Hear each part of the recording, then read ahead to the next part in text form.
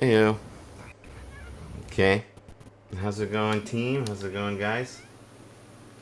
We are Good, good. officially live, and we're gonna get started with our pretty chill debate in just a little bit. Today's topic for debate is: do judges who have who during their confirmation refuse to affirm Biden's 2020 election victory, do they get recalled? Should they be recalled? Is that moral? Is that just? Is it reasonable?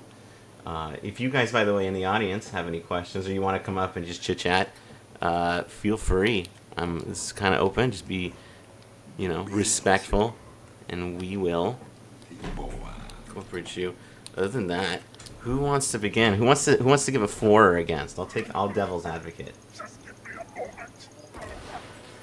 I mean, I would rather be the devil's advocate if you want to take the affirmative Mm. or Okay. either one. I mean, I think Otter was supposed to be on the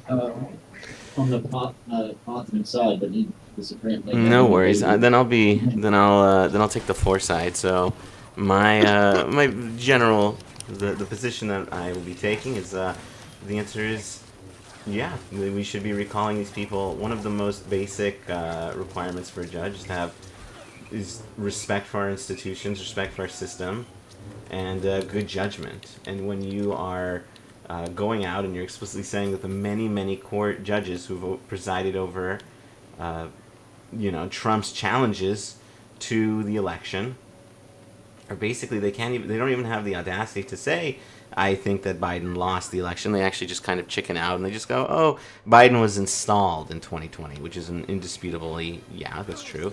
But they refuse to come to terms and they refuse to right? They refuse to actually While I use the refresher. Just keep going on about the they intruders. refuse to actually respect the election process. So I think that it's completely fair to say that yes, these people should be recalled. They should be recalled, and although it'll be a very painful process, and there'll be a lot of screaming and discontent from the country, I think it's worth it. We can't have these people with very poor judgment ruling, especially when if the Republicans challenge another election, these people are able to affirm Republican wishes because they were installed by a very awful president. Okay, so I would take the position that creating a litmus test for judges limits their discretion, limits the pool of candidates that would want to take a stance on that one way or the other. Even if we all have an opinion, that forcing them to make a decision and based on something that's not going to come up again, right? Hopefully, um, kind of sells the. It's kind of like a scapegoat where um, someone can just dismiss a judge they don't like because of this instead of opening up the rest of their judicial intellect to rendering valid judgments. I also think it might be mechanically messy to have all of these different. I mean, is it going to be individual recalls for each judge? How many judges are there? I don't know. There's probably a lot of them, though. Are they all going to receive proper vetting to make sure that these claims that they may or may not have um, yeah, so it's like not even them. It's not even them saying that Joe Biden didn't win. It's just them not being on record saying that he did win. Like, so these people are already in place. Are you going to Yes. go like survey the judges and make them like check a box, yes or no? I don't know. I think it's a little bit. Well, not a little bit. I think it would be logistically sloppy at best, and probably a lot of good people or people that otherwise wouldn't, have had any reason to be recalled, to get caught up in that net. But also, that's the other thing we were going to discuss, and that is the different methods of recall. And it's not just like an instant. We're basically talking impeachment, and then they have to have either, depending on the state, and then recall the General Assembly or the state Supreme Court roll over like an impeachment trial. And how many of those are? I mean, literally the entire courts are going to be backed up for years, when they need to be focusing on other things, just rendering the verdict for whether or not these people should be removed from office. So that's kind of where I'm at on that. Someone in the comments said, I think judges should be judged by their ability to judge. I'd love that. I guess that's 4. I would assume that's a 4 comment. But did anyone else have another argument that I want to bring up that they haven't heard, that we haven't spoken about yet? And then we can go in the back and forth. Never mind. Sorry, I was thinking, was this for or against argument? So Either one, just based on your stance. Yeah, just go back. We're going back and forth, so. I would say for a 4 argument for judges being recalled could certainly be the argument that if you deny an election was fairly done and say that without evidence that X happened or Y happened, it could be certainly argued that you're just not simply arguing on historical basis. Like, the issue is that when you start arguing on points like, hey, we might disagree on something like the Second Amendment, for example, but we like what is the some definitions, but at the very least we could agree that it did actually was like signed in into law and all that. But once you start getting to the point of saying this never even happened, you can start having the arguments. It becomes more like you're not even having a basic fundamental agreement of this happened, but we're going to argue on what it actually means. But yeah, once you kind of get to the argument of it just kind of gets to the point where it's like, yeah, it could be really good judgment on the judge's actual knowledge of the law. But to give some credence, I do kind of concede the argument of logistically it could be pretty hard to do so, especially also judging what we define as them denying that Joe Biden was actually lawfully elected into office.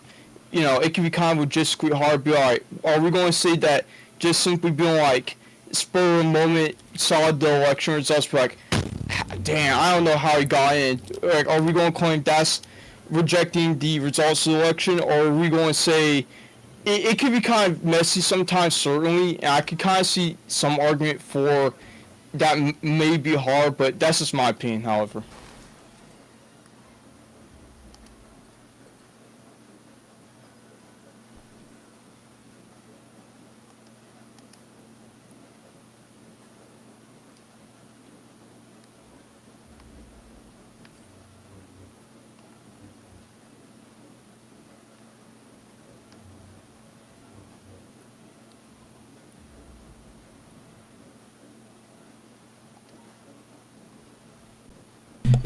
I think it's really So is possible it to see only- who's. Sorry, I was actually muted on the stream side, so I'll repeat myself. Sorry. I believe that basically it should be pretty easy to tell who is, because during the confirmation hearings, a lot of judges were asked, "Do you believe that Joe Biden had won the election, or who had won the election?" And they were just being extremely evasive. And this is in a legal field, by the way, where like precise words count, and they understand exactly what the question is, and they just refuse to answer. Because obviously it's Trump. It's Trump's appointee. This is Trump's picks and his sycophants. And so the biggest concern that I have is like, I don't want to live in a world where the next presidential election is going to be decided by these federal judges. That sounds terrifying. These are the people who are going to be confirming or denying whether or not Biden had won the election, or whether or not Trump has lost the 2028 election, which he's planning on pursuing. I think that's Yeah. fair, certainly. I think that want to live in a world where the principle and the institutions that we have are upheld regardless of what judges is certainly fair. And also, now I think about it, that is a good thing to say is that maybe the litmus test would just simply be, do you think Joe Biden won the election? That's just multiple times, and we just going to count that as the whether or not you actually genuinely believe that the election was stolen or not. I Yeah. think then it could be easier to say, because how I was thinking it was just certainly how far we go back. But I think, yeah, if you say right now, yeah, Joe Biden didn't win the election, I think that's much more of a statement on your part than just anything that might even been said spur of the moment back in 2020. I think that is like pretty fair in my opinion. Yeah, we would only judge based on like their confirmation hearings when they're under oath. That would be most important, at least in my opinion. Anyone else want to bring something up? Yes. So that's, I mean, that's an important point. So we're talking about removing judges, which would imply they've already been confirmed, right? So are Yes. we talking about just for confirming justices, or are we talking about for justices that are actively adjudicating? I'd say justices that are confirmed. Okay. Well, yeah. Okay. Well, that's different because then you don't. I mean, that then you don't have all the slot, right? Like if you're going after active judges, that's one thing.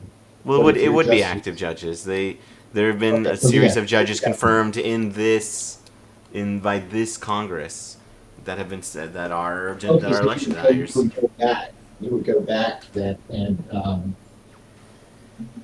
Yeah, we would Yes. recall any. I think that only people from 2024 would be eligible for recall. Maybe others, but definitely the ones from 2024.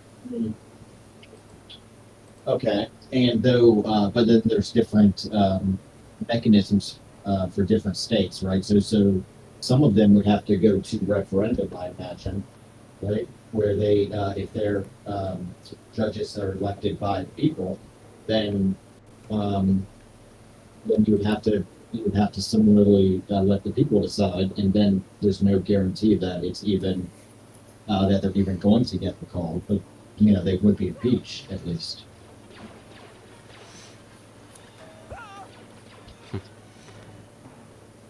I think that you would have to impeach them in that case. Yeah, you would have. But okay, so then so who would do the impeaching?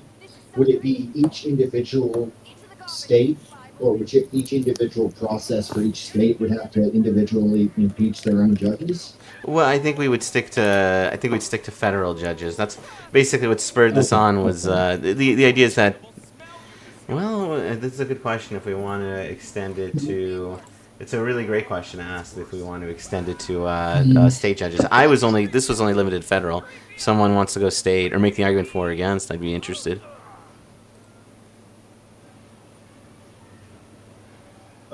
I mean, you would have. If you're gonna do it, then I would rather it be done constitutionally, even by the state's constitutions, for sure. What does Chris B think? Maybe he's listening.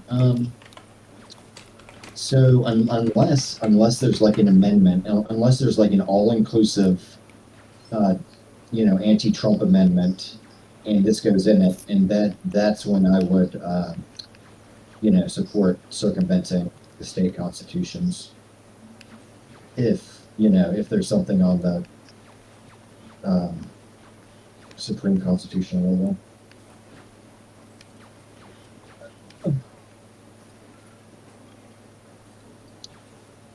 Who's the judge that we most want to impeach and remove right now? I don't know if I don't know if the name matters as much. There's just been a slew of Yeah. judges who can't confirm Biden, and that have been confirmed by this Republican administration. I just think it's unsustainable to have these kinds of people continue their work as judges. But those are the ones, and like what's his, Mr. Stalker was saying, those are the ones that have already, made public statements one way or the other. So are we just going to wait for them to say something, or No, it would be if it would be the ones who have already said something. Like I said, there's been many who have been Okay. asked and they have flunked the question. So only those. That would be easier if it's only the ones that Under oath, have, could Yeah. not confirm it after being asked multiple times. well, that's like that one. Yeah, there's like one or two that have been public. I don't know if that would be enough to make a change. So that's like the other side of that. I feel like there's been more than just one or two. I think like there's been. You can Google it. It'd be a good question. Yeah, let's Google it. Yeah,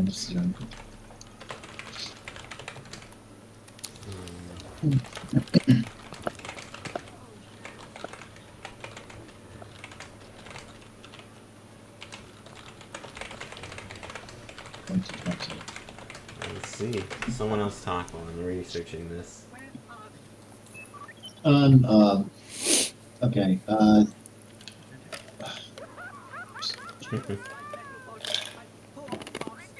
Oh, bipartisan. Okay, so several judges appointed by Donald Trump himself. Yeah, Yeah. but let's see. Which judges specifically? I want names! Exclamation point.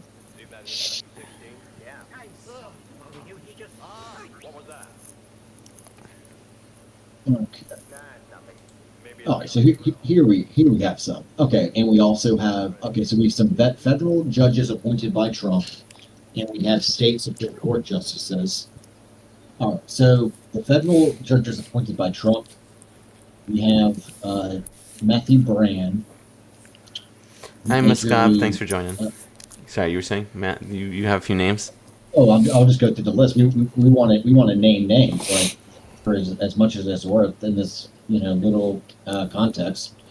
Let's get their names out there anyway. Matthew Brand of Pennsylvania, Stefanos Bibas of the Third Circuit, which the circuit judge is pretty high up. Judge Mark Howard Cohen of the District Court of Georgia, Michael Scudder, U.S. Appeals of the Seventh Circuit, Kavanaugh. No way. Let's see. Oh, this is. What? Oh, we they going to go saved with the best for Supreme? last.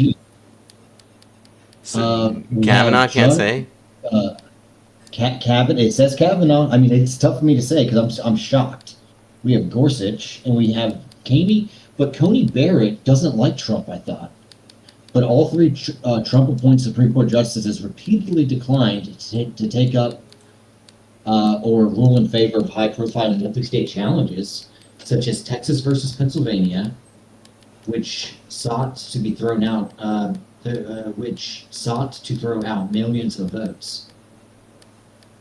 Repeatedly declined to take up rule in favor of the high-profile multi-state challenges. Okay, so that's more than one. Why? Did all three of them recuse themselves? I don't. That's interesting. So, but they were just asked. They weren't asked. Were they asked under oath? That's the question.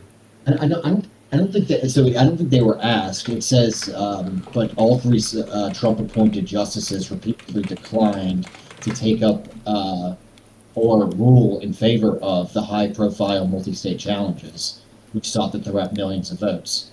So they. Three Supreme Court justices refusing to rule on it is pretty bad. I'll look at your account after Muscab. See if you're cool enough for a follow. I'd be down though.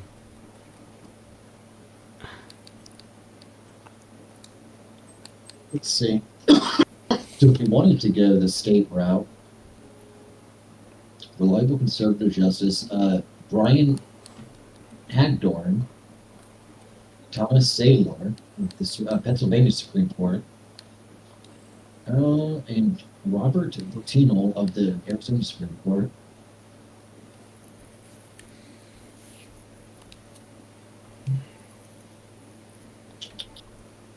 more than 80 individual justices spanning the political spectrum, from liberal appointees to staunch constitutional conservatives. Okay, well, see, that's interesting because it says that. Well, let's see if we can find out who the liberal appointees are.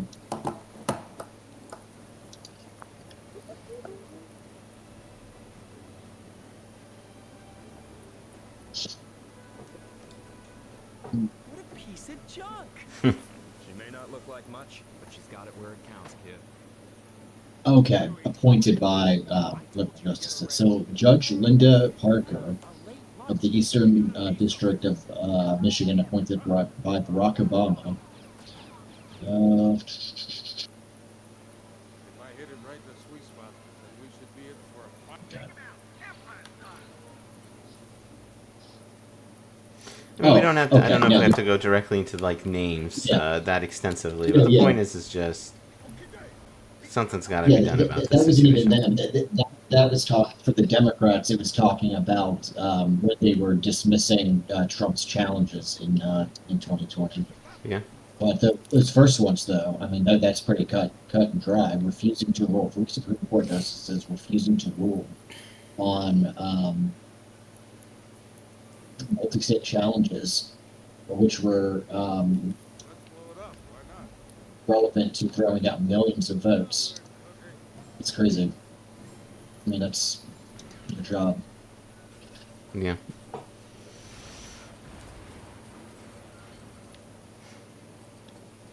So what are we feeling?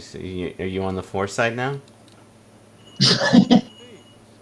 You've been converted. I guess the higher up you go, the more for I would be for it. Like I would be, I would put Kavanaugh, Gorsuch, and Comey Barrett under oath and ask them, and if they couldn't, then yeah. I feel like the thing is that they'll do now that they've got a lifetime appointment. I think that they'll do it, and they'll say like, yeah, of course he won, because like there's no value in them saying no Yeah. any longer. The big thing is, and the same with these federal judges. If you ask them again, they'll of course say yes. The thing was that in order to get the role, they had if they said in their hearings, oh no, of course Trump didn't, then Trump would pull them and find someone who would, and so of course they had to like be obtuse about this whole situation. So now if you ask them again, of course they'll say absolutely Trump that Biden won. The point is that you got to ask like they made their statements under oath. I don't really foresee this going, I don't foresee this being used to go after Supreme Court justices, though it could. I'm not expecting it. That's the ones I'd be most in favor of, just because of the gravity of the Yeah. situation. I mean, it's fair, but the only issue is that if you ask them now, they'll just say, like, oh, I've got a lifetime appointment, so no. Haha. But I don't think. Do you remember during the State of the Union when Trump was walking down the aisle and Amy Barrett gave him the death stare, and it was like all over the media. Yeah. So I mean, did she? I want to see what statements. I mean, other than using to rule on these cases, which is, and that could also mean, when they just defer it back to the lower courts. But at the same time, I'm not sure. So let me see. What is Amy? Let's see.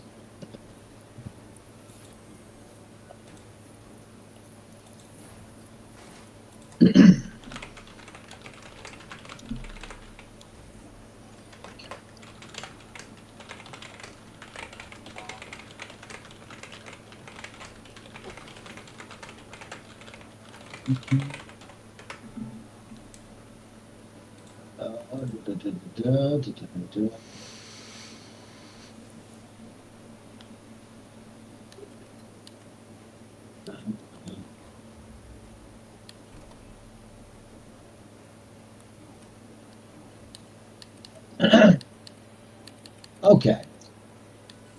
Notably, she participated in the decision to deny a high-profile lawsuit filed by Texas against Pennsylvania, Georgia, Michigan, Wisconsin, which sought to invalidate those states' electoral votes. The court dismissed the case due to lack of legal standing. Hmm.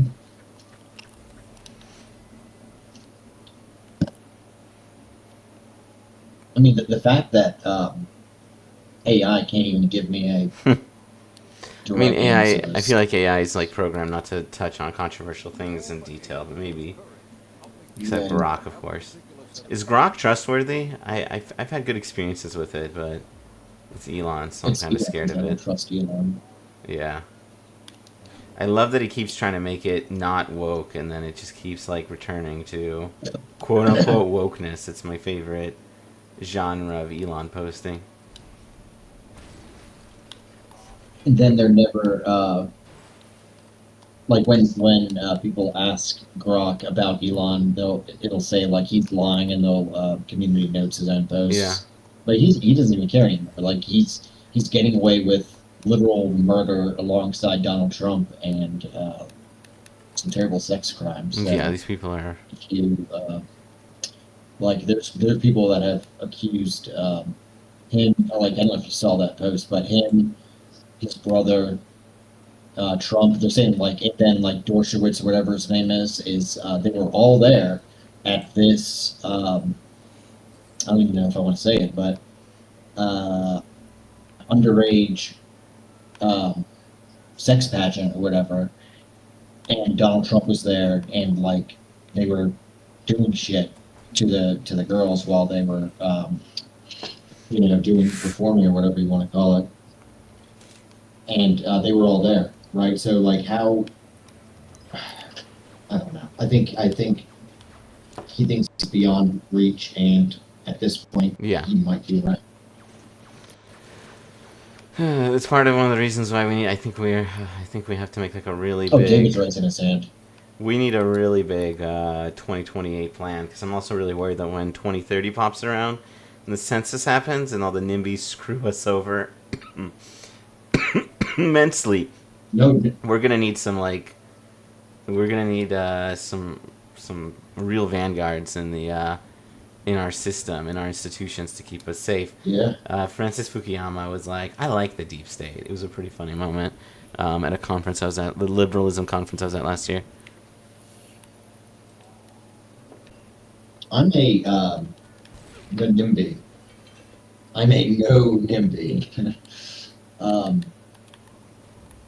Yeah, one of the biggest crises of our time, obviously, is the housing crisis, and Yeah, the fact people are, resting on their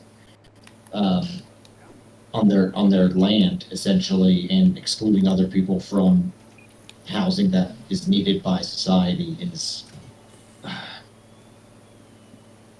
well, it's untenable, and it's immoral. yeah. There's an account on TikTok where they have screenshots of MAGA arguing with an AI thing that's human, like they really want it to lie. Check it out. That's some weird people out there for sure. I have a particular set of skills that will come in handy. Oh, David wants to come. Hey, David. Here we go. Hey, David, how's it going? Hello. Hello. Welcome to the party. Hopefully you weren't waiting for long. A few minutes, but it's okay. All right. So we're in the middle of talking about this this process. I think we're soft. I think we're soft approved so far on recalling these justices. Basically, it's just individuals who, during their confirmation, were not able to say that whether or not Joe Biden won. We were talking about whether or not we should have, like, because apparently Kavanaugh has not been very forthright with whether or not Joe Biden has won. So we're actually having a discussion of whether or not this should extend to Supreme Court justices, which would definitely be quite a shakeup. Curious what people. Okay, but yeah. why would they get a pass after they're confirmed? Guess they wouldn't. Because, I'm always really scared of like doing things that would trigger civil war. But I mean, I agree that it's the behavior is pretty unacceptable. Yeah, so I mean, during the confirmation would be the easiest part. The question is, are we going to go interview judges under oath and ask them if they think I mean, that does smack of a little bit of Spanish Inquisition. Like, I don't know. I just don't feel. I don't feel right about that. In the fact that it almost like it's going to be a massive use of resources depending on how it's orchestrated, and I do want to adhere to the state constitutions. So if you're going through all of those processes individually for each judge that you want to even potentially remove, I just don't see how that's going to be feasible.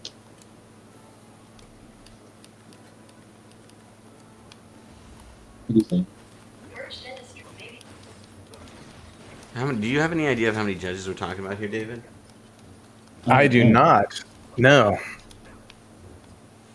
Well, hold on. You know, there's a little thing called the internet. Computer up some How internet. many judges have been confirmed Imagine most of them can't confirm. second term? Yeah.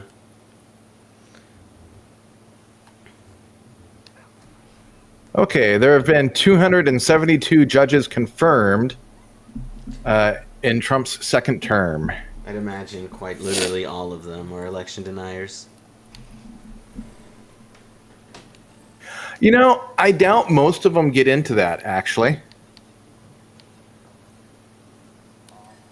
Why would You know, doubt 60 that? judges for the U.S. Court of Appeals, 206 judges for the district courts, 3 judges for the U.S. Court of International Trade. I mean, I don't imagine it comes up very often. And I don't know that even Trump could find that many election deniers, right? It's like, 272. Can you imagine vetting 272 people at your company? And you're talking about, these are judges. They've got to be qualified. There's only so many people to pull from.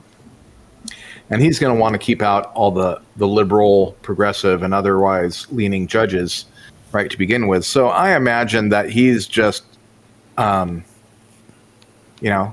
he's confirming every judge he can that is not explicitly left-wing. Now, probably, there may be a lot of lawyers at the circuit court level who are, friends of Trump and his cronies, maybe. But, and that's why, I'd also be concerned that maybe it just didn't come up during confirmation. It may have come up afterwards. Or before. What if it came up before, or because that's the alternative. If you're acting on evidence that it's not like you're trying to investigate everybody, but acting on good faith evidence that is either submitted. I'm all for a tip line. If these judges that have been engaging in election conspiracy or different, may not have their oath of office under, or whatever they take under the best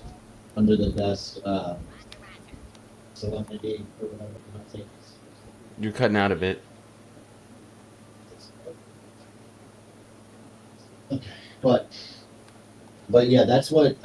So that would be, that would, I think that would be feasible and practicable, where a grotesque amount of resources, like the entire You're cutting out way too much, Chief. In any case, let's see. Yeah, sorry, man. I can't hear you anymore. Do you feel like, Dave, do you feel like that there's a chance that Republicans will eventually take control of office again, and they will use this as a preface to basically, pull every judge they can imagine, and recall every judge? If we start recalling judges, tit for tat is always a big concern. I don't. No, I'm actually not very concerned about that at all, because the reality is that we have not been impeaching nearly the judges that we should have been. And I'm talking about obvious corruption, bribery, criminal acts, Just recently, I saw on the news a judge that was having like an affair in the office with a police officer, right? And these types of things, they never get impeached. And especially when, and even if there isn't like outright swaying of the votes, it's very important that our judiciary not just be fair, but it has the appearance of it at all times. It's in the, most states and federal government have it in the Code of Judicial Conduct or whatever they have that's similar, saying that, it's, it's a violation of your office to even have the hint of unfairness and impropriety. Yeah. And we got to get back to that. We have to enforce that. And, enforcing that is Congress saying, look, you have, given hints that you may be acting inappropriately, right? And that is not allowed. It shouldn't even be suspect. So, and if you're being careless, Clarence Thomas and all these trips and so on, honestly, I don't know that it comes to the level of outright convictable bribery, right? If you were to actually get it into court, would it pass the preponderance of evidence? I don't know. But it sure has the appearance of impropriety, right? In the U.S. Supreme Court. And we've got to get away from that. We really need to have a higher standard for our judges at all levels. Not just the U.S. Supreme Court, which, of course, it should go without question that the people there have the highest moral character when it comes to honesty and fairness. But even at the state level, because people's lives and freedom depend on that. And so even more than Congress or the president, we've got to have a high standard for judges. And currently, I'm not even sure they meet like a congressional standard of propriety, and that's pretty freaking low. Yeah. I was going to tell you, I'm really depressed with the level of just like what we're willing to tolerate these days is actually kind of insane. That like the fact that Ken Paxton won his primary is, I guess, shocking, but like, good God, like, could you find someone worse actually? Like, did they really just look and like, all right, can we find the worst? It's like, what were his crimes? It's like corruption, obstruction, conspiracy, bribery, fraud. Like letting out a child predator out early. And let's bring it back to our side because, I think Graham Plattner is really making it more and more difficult to criticize Republicans when every day it seems like there's some new scandal. And it's like, guys, is this really the standard that we're holding ourselves to? I mean, yeah, he's better than what's going on at the White House, but can't we set the bar a little higher? No, do you think they have? Sorry, I'm just going to interrupt one more question. Do you think they have more opposition research on him? Because he has not won the primary yet. Technically, that's in like another 6 days or something. Oh, absolutely. I'm scared that like Susan Collins has this treasure trove that she's like ready to drop when he's official. Oh yeah, absolutely. You keep your powder dry till when it's really time, right?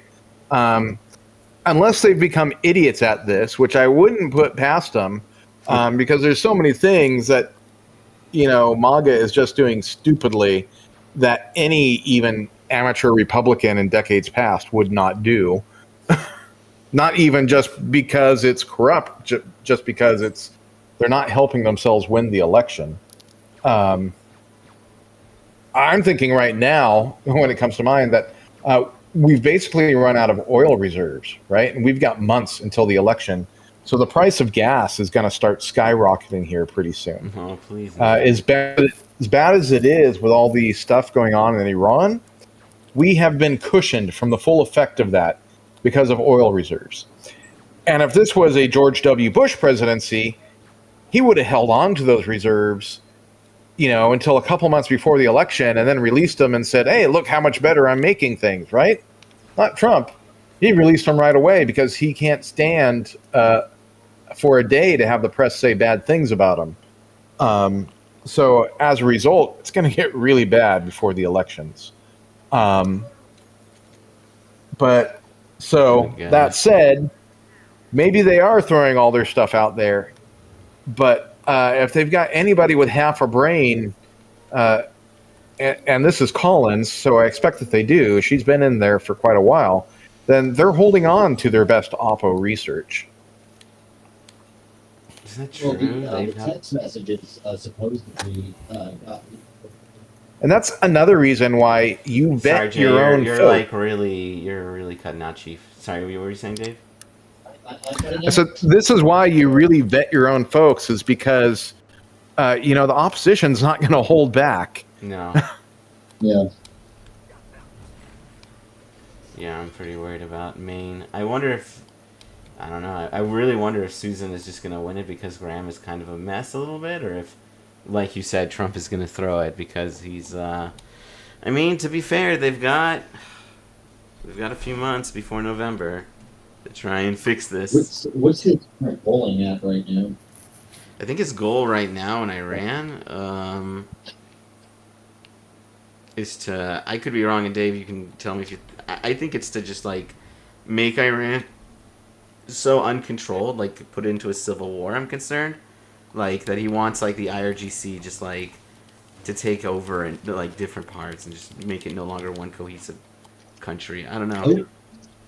Oh, I think you're thinking too much. I don't think Trump has that much of a plan. I think his plan is just to keep Epstein out of, the media headlines.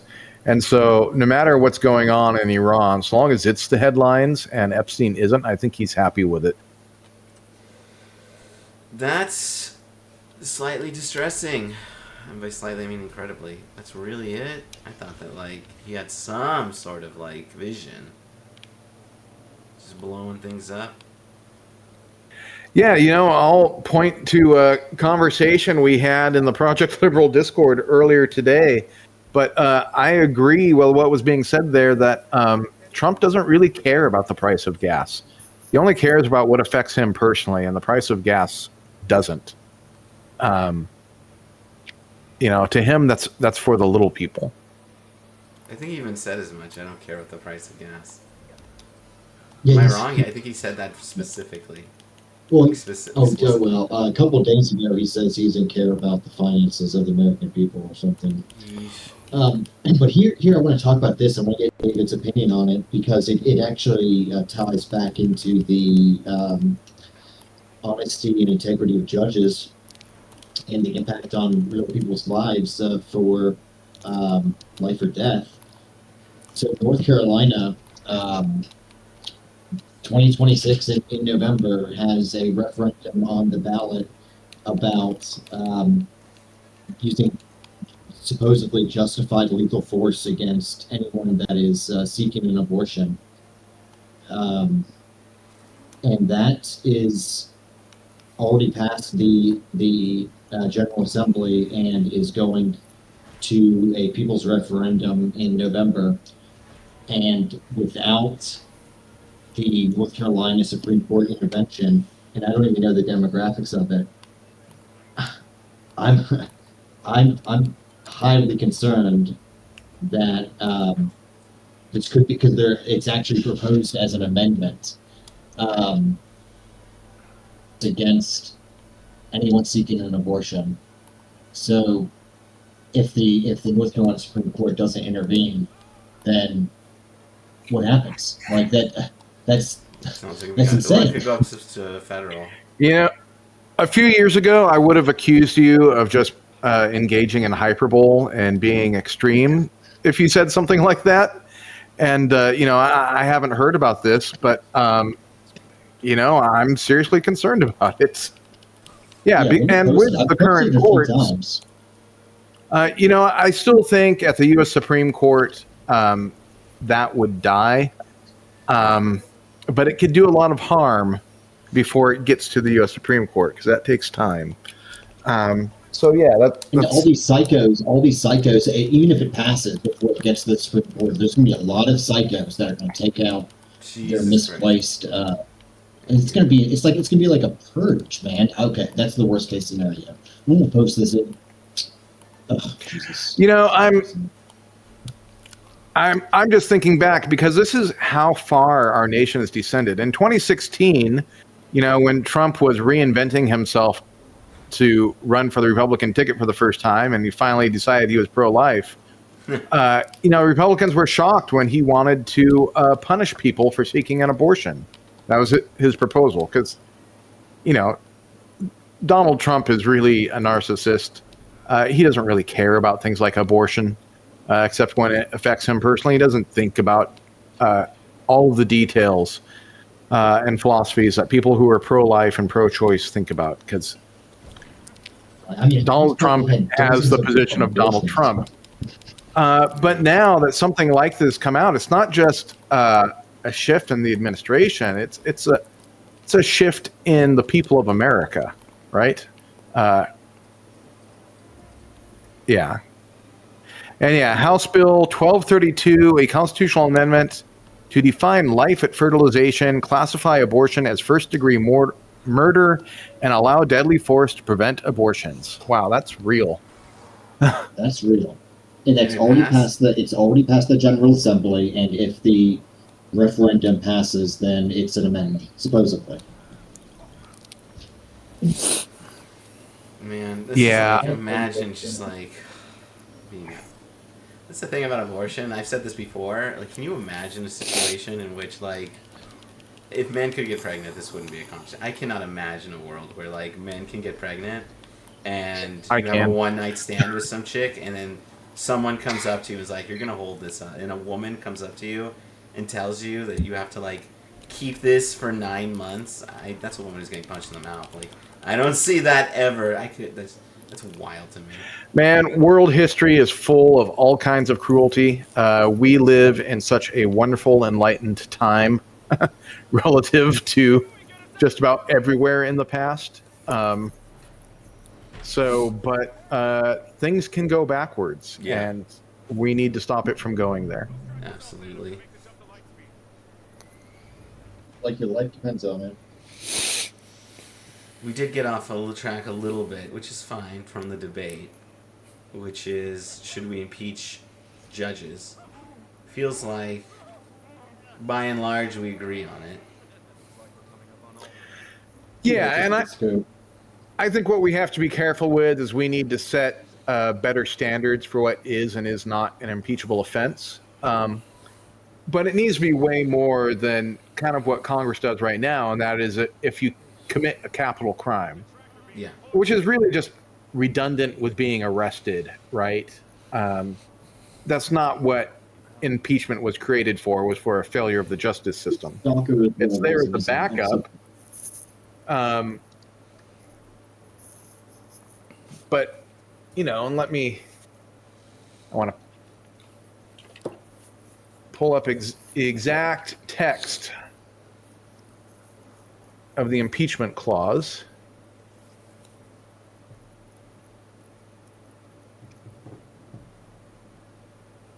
So the president, vice president, and all civil officers of the United States shall be removed from office on impeachment for and conviction of treason, bribery, or other high crimes and misdemeanors, right?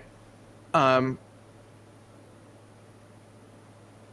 so what's a misdemeanor, right? Codify the misdemeanor. Well, there are so many things that the U.S. government can't even classify how many misdemeanor crimes there are because it's just a ridiculous number of things are illegal. But it seems that Congress only sometimes enforces high crimes, Yeah. and not even now in the case of the president, right? Dude gets away with anything. So, yeah, I would say bribery. The DOJ should be appointed by somebody else other than the president, so they can be more independent. And ideally, oh man, maybe they should be appointed by some kind of like third party or something, so they can hold the executive branch accountable. What if it I was think- like? What if like the American Bar Association actually like nominated the AG. Would that be cool, or would that be just ridiculous? It's not ridiculous, but it leads to a dangerous controlling society, right? The bar can act as its own political party at times, with the issue being that there is no opposition political party, right? Yeah. And I'm afraid that just that concentrates too much power in too small of an organization. Okay, maybe not that. And it can create kind of a, what the U.S. was set up to against. It becomes kind of a royal title. They can become lords, and the rest of us kind of serfs. What if the attorney general I do was an like- elected position? Say, I do like the Bar Association as a qualifying organization, as a professional organization, saying that, these people have studied, they know how to do this, they know the rules of government and how to represent people, right? But giving it more power than that gets onto dangerous territory. Okay. That could be a debate subject for another time. It can. Yeah, and might be. I mean, yeah, we should think decentralizing power out of the executive is reasonably popular, especially when it's supposed to be branches that are supposed to check the president. Because, man. But then again, the Senate is supposed to be checking, but the Senate's just like. Congress has Congress is just chilling at this Hopefully point. it'll be- like whatever the anti-Trump amendment or the Trump fix, the post-Trump era MAGA rectifying constitutional amendment is, hopefully it includes all of this, right? From judicial reform, pass as many as you need to, but it'd be probably easier to get all the most popular bipartisan things together in one amendment somehow.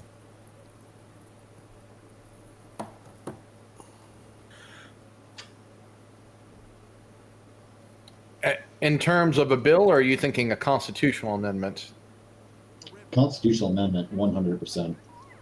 I don't trust bills at this point with the tyrants on parade right now, and how easily it can be recreated. Like this needs to be a wake-up call. Like the Constitution is basically dangling from the throat right now. And if if major reforms aren't made, then it's not even dooming ourselves to history. It's just like saying we don't give a shit. Like it's out, in my opinion.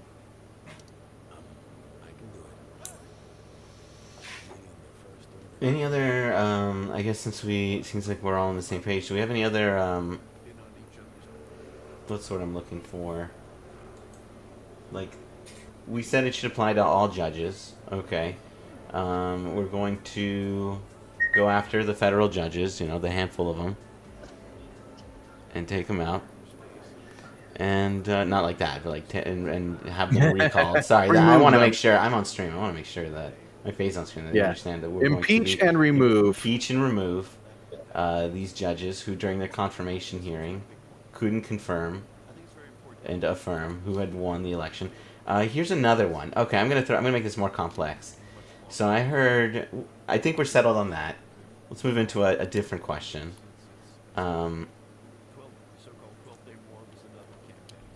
What about the question, can Donald Trump run for a third term? Because some people, let me before you answer, some people have been asked the question, and their response has been something along the lines of, okay, look, technically, like, all amendments, all constitutional amendments, right, like the Second Amendment, shall not be infringed. Well, there's obviously arguably some infringements, right? Right? And so the idea is that on the question of whether or not Trump can run for a third term, well, it would depend on what actually, like, the arguments are, has been what some people have been saying in response to that question. Do you think that's, like, a fair answer, or do you think that, like, that's not a fair answer? I don't think it's a good answer. I think it's... That's ridiculous. You think? Well, I'll need to hear what. Well, I think I did. I personally 100% disagree with that, but I like to hear the. Not necessarily agree, but I want to hear what they're claiming is the quote unquote legal ability that Trump can have under that. I mean, the idea is that the argument that the judges have said is that like what would happen is the case would appear before me, and an attorney would be citing relevant case law to me, and I would review that relevant case law, and I would make a determination based on what the prosecutor and the defense would say in this situation. That I don't have the most best. I don't have I can't give a direct answer because it depends on what arguments are being made.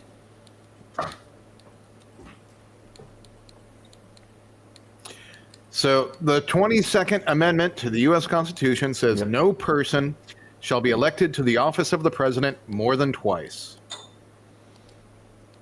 Right? Yeah. And it goes on, but it just basically reinforces that first sentence. That's it. 2 terms, no more. All right. Okay, if you're gonna read the Constitution at me. So how do you? Okay. Yeah, because how do you? But then how do you grapple with the argument of there's always some sort of flexibility because cannot be infringed? Well, there's actually waiting periods now, and that's arguably an infringement. How do you argue with those that? But those are ambiguous. Those are Cannot be infringed is ambiguous. yeah. No. The, Actually, the First Amendment. my argument there is we got to stop that. We got to stop that behavior. We have to stop infringing. And, if we don't like the text of the Second Amendment, amend it. We have a process. Parts of the Constitution have been removed before. Yeah. Right? So there's a way to do that. And there are restrictions that are allowed and have always been allowed as far as guns. But really, we've been allowing people for too long to try and do an end run around the Second Amendment. And that's how we get here, right? If you undermine any part of the Constitution, you undermine it all. And so you don't do that, even for the parts you don't like, because you're going to get it happening to the parts you do like. But now we're gonna go into this Second Amendment argument, which is fine. But now then some people will be like, then cannot be infringed means I should get nuclear bombs and tanks and shit. I don't know. It's I think there's I don't know. It's nobody's selling those. That ends up being just more of a hypothetical argument because nobody's building one. Nobody's selling them. And I think we can be realistic there. I don't think that you can have massive bombs, but I do think that the Second Amendment was intended to allow you to have, say, anything the police can, right? So I'm in Washington State. They keep on passing restrictions, and then they find that they're too extreme for the police, so they make an exception. Guys, sorry, that was not how the Second Amendment was written, right? So now you're infringing, you don't like it, and you can't do it can't be bothered to do it the proper and legal way by amending the Constitution. And then we're just making these exceptions. Well, if we can do that, then Trump can have a 3rd term. That's right. And if you can do that, we can restrict speech. We can make a mandatory state religion because we're just throwing the whole U.S. government out. And really what we're putting in is tyranny because it's whatever our chosen leader says it is. Liberalism believes in rules-based order, that society makes rules and we may not like them, right? That's always going to happen, that there are going to be laws that we don't like that are bad laws, even in the Constitution. And there's a process that society comes on together to change it. Yeah.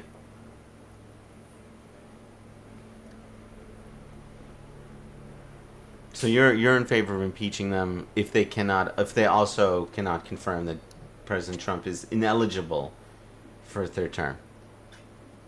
In short. Yes. All right. All right. Looks like we wrapped that up. Anyone else have something? Do they disagree with that? It seems like Dave is always very forceful. But anyone else? Anyone want to? You can also like devil's advocate it for fun, like I did.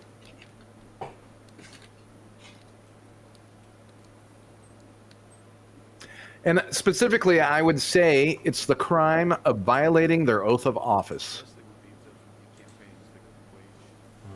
to uphold the U.S. Constitution. I think that's fair. I am not at all confident that the next administration Moving on. All right. So moving on, I'm curious if you have you been hearing about the drama going on in the Middle East, Dave? Of course, I have I mean, there's always multiple drama, so- dramas. The one that the one that popped up to the top of to top for me was specifically that Israel had authorized strikes and ordered strikes in Lebanon, and I think they even conducted a few. And then Trump sort of did the Wile E. Coyote, pulling the character after they had already walked off the cliff, like right back over, and now the strikes have stopped, and the truce between Israel and Lebanon has been extended. What do you make of all that? Well, first of all, we've got three people here. Three governments: the Trump administration, the Netanyahu administration, and the Ayatollah of Iran. And I don't trust the word of any of them. It's interesting that you left out. I was talking about Hezbollah. You left out Hezbollah, and you left out the government of Lebanon. They're not a government. They are simply a terrorist militia organization. Oh, Hezbollah. Right? They're for not sure. even the government of Lebanon. Hezbollah So yeah, for sure. so, But they're, talking about three governments, but yeah, I don't trust the word of terrorists either. In terrorist organizations, Hezbollah, Hamas, Al Qaeda, whatever. They're all very much liars. But without a doubt, Israel's war in Lebanon is an impediment to peace, right? That's pure and simple enough. And Iran is willing to go to bat for Hezbollah. At least the government is. I don't know if the people of Iran are necessarily on board with that, but the Ayatollah's regime certainly is. And the people of Iran only get a fake vote.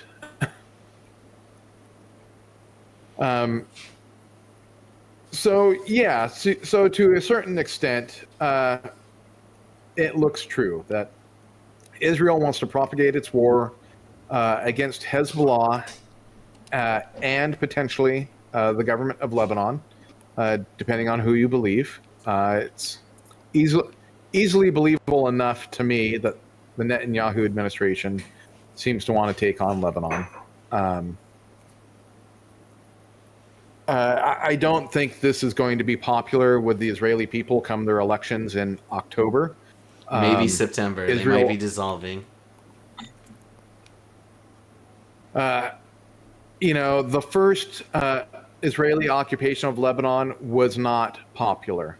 And it lost support. And people have never, to my knowledge, no major group in Israel has asked for it back, said, hey, we need another occupation of Lebanon. And Israel is really overstretched militarily.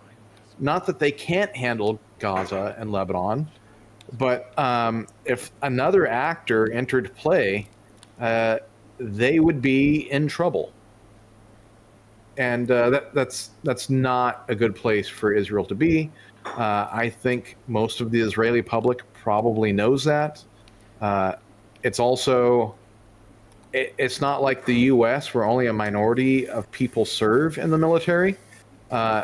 Majority of people have someone close to them at stake in the military. So unnecessary military actions that can result in a lot of Israeli fatalities, they tend to go very, very poorly at elections. And really, I think that's kind of the best hope. I think this thing is going to continue until the Israelis remove Netanyahu. I think Netanyahu has something on Trump. I don't think it's just an alliance. I think he has probably like the Epstein videos or something. Probably Mossad and the FSB both got them, and they kind of have to. Yeah, that makes sense. Trump kind of has to juggle what the two of them want. Does that mean you subscribe to the idea that Netanyahu basically forced Trump's hand to go to war in Iran? You know, it looks like it. It looks like it. It smells like it. I can't say that with any kind of facts. But Rubio said it. Marco Rubio said there it. is the perception of it for sure. I believe Marco Rubio, number one, when he says that they attacked because they had to attack because they were going to get attacked because Israel attacked. Before he was told not to say that. I mean, I don't. I think that Trump. My personal opinion on that, again, independent. I think that independent of whether or not Netanyahu ultimately forced Trump's hand, I think that Trump asked, like, okay, if we're going to war, you're attacking first, and the reason for that is if this goes well, Trump will take full credit, and if this goes sideways, as it appears it's going to continue to, Trump is going to go, well, they attacked first. I think that's why Rubio said it. I could be wrong though. That's possible. I think Trump has had plenty of times to get out of this and blame it on Israel, and he hasn't done that. He also could have blamed it on Hegseth or many other people. He's starting to. There was a speech where he said there was a speech where he's standing next to Hegseth, and he's like, "You know, Hegseth, it was his idea. You guys know that, right?" Like he said that, and Hegseth had this face like, "I'm cooked." Fudge. Yeah, and you know, as I said, it keeps Epstein out of the headlines, and he's kind of happy with that until Iran is going to drag him down too far in the polls, and then it's going to be somebody else's fault. There isn't a winning coming out of this conflict. The U.S. is not winning it. Iran is not winning it. I don't even know if Israel's really going to be able to pull off something that is a victory for them. Thing is, some wars don't really have winners, they just have survivors, and this is likely to be one of those. Everybody's going to survive, nobody's going to win anything. They're all going to be worse off than before they started the war. Including America. That's So depleted arsenal. I mean, I hate Iran. Like you were saying, they are definitely terrorists. It's like they hijacked a plane, but the plane is the country, and the people don't have guns. They don't want them, or a lot of them don't want them there. So it's like a hijacking, in my opinion. Minus the ones that are on their side that have guns, coincidentally. Yep.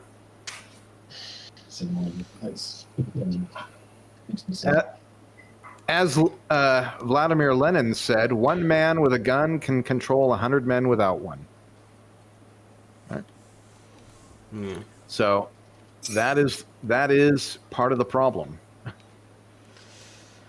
So going back to a previous topic, so you think our reserves are going to run out not too long from now, and that the price of gas is going to skyrocket? That's your call here? Yep, I think you're going to see it this month. This month, oh boy, that's terrifying. I feel like Platinum's going to win. It's high now. It is high, but the man. reserve... I got friends in California telling me it's $6 a gallon. Yeah, and the reserves have been cushioning us from the full effect of what's going on out there. It's going to be bad. Europe's already feeling it. But yeah, we've been cushioned by our oil reserves up until now. Part of me just like really hates that we've spent so long. It took us so long to get green. Because if we just like had, I don't want to. This kind of is a bad example because I don't want to be like, we could conduct this war for so much longer if only we had gotten more environmental policies down. But like, man, just being so hyper reliant on the Middle East is just. We are not. Trump did this to himself, by the way. we are not reliant on the Middle East. It's not where our oil supply comes from. The Middle East helps set the global price Right. of oil. Yes. Because a lot of people don't understand this on the left and the right. Prices don't just go up because you can't get it. If you have local water and something goes wrong with it, what do? You go and get water from elsewhere, right? And that elsewhere you're getting it from, their price goes up. And people stop buying as much water. They find, because they use it for other purposes, they use less, so on. Same way with oil. People will stop driving their cars, except as they absolutely have to. It'll keep going up, and people will use it less and less, and the price of everything will go up. Get ready for some crazy inflation in the next few months leading up to the elections. Sheesh. Because everything Not moves for ready. a lot of things by gas, right? So like all of the transit prices going to get passed on into the item price or the product price. Yep. Because everything gets to the store or gets to your house with gasoline, right? Or energy. Or diesel. Even if it gets there with electricity, like energy is fungible in that way, where if one type goes up, another goes up as well. So Yeah, there isn't enough of a fleet Yeah. of EV vehicles, especially trucks. yeah, yeah. I've got my electric car. It's quite nice right now, being cushioned from those gas prices. But that's not how stuff is getting to me. Amazon does not have a fleet of electric trucks. Neither does the grocery store near me. So their prices are going up. I hope Elon doesn't make another trillion off this crisis. Can you see Tesla being resurrected from a gigantic Trump subsidy to fix the help fix the gas issue by? I'd almost welcome it just because it focuses us on the. This dude wants to triple down on oil and gas. Like, it's so embarrassing to hear a president talk this way. It would It's have to pass mind-blowing. Congress. I think that would be really difficult to get through the House, so I don't see it happening for Elon Musk. And Tesla is just getting outcompeted by other electric vehicle manufacturers right now. Yeah. What would you think about just a generic subsidy for all of them, or at least continuing the previous subsidies? The EV subsidies. I think economically it's a bad idea. I think the price of oil is going to drive people there anyways. But then how do they, or if they can't afford it because they're already broke because they can't afford groceries, how do they get an electric car? Yeah, and, well, the thing is, we can't instantly flip a magic switch and make there be enough electric vehicles for everyone, right? It's going to be out of price for some people. The way a subsidy works is that we end up taking more money from people, mostly the people who are already hurting, right? Or we drive inflation up. There's a variety of ways to get the money, but all of them lead to making the condition worse, right? We have to fix the whole entire economy. Yeah. Now, there is good news on the horizon, is that while this price is up, it's going to drive oil companies to invest more in things they should have, refineries, probably some drilling some new wells outside the Middle East, and end that dependence on, or not end, but at least lessen the dependence on Middle East oil. Yeah. And it's going to really push the electric vehicle market. But, you know, the U.S. government is going to have a lot of things to fix in the next few years. When we get a Democrat Congress in and when we get post-Trump, I think it's a mistake to make this too high of a priority. Yeah, we've got some serious challenges. This is something that the market is capable of solving on its own, and to that extent, we should let it. causes an economic collapse because people just don't have the money, or they try to buy an EV and they overextend themselves and they can't pay it back. You know, it's I mean, I understand what you're saying, and we can't flip a switch and just materialize these EV cars. But what would be the so maybe say we kill the Chinese tariffs, right? So then we can buy or import their cheap ass EV cars, which do work. They're Chinese Yep. made, Yeah. so take that for stigma for what you want. But that would be cheap for people and accessible, more accessible than a full-on EV. I mean, I've got an Ioniq 6, but it's on lease, so I got 2 more years of more comfortable commuting. But I am worried in the next year and a half. I'm gonna kind of be back on the market, or back in the position of. I mean, I guess I could try to buy the lease or whatever if I could afford it, but if I can't, then I'll be in that same boat.